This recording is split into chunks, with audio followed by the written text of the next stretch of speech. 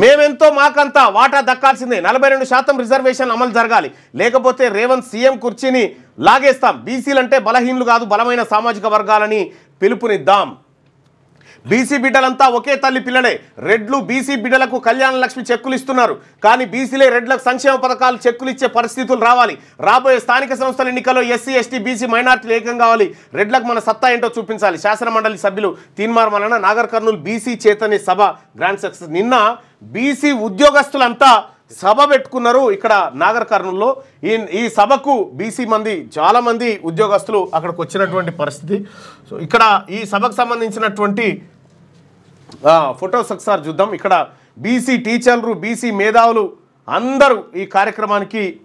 వచ్చి హాజరయ్యారు మొదటిసారిగా ప్రభుత్వ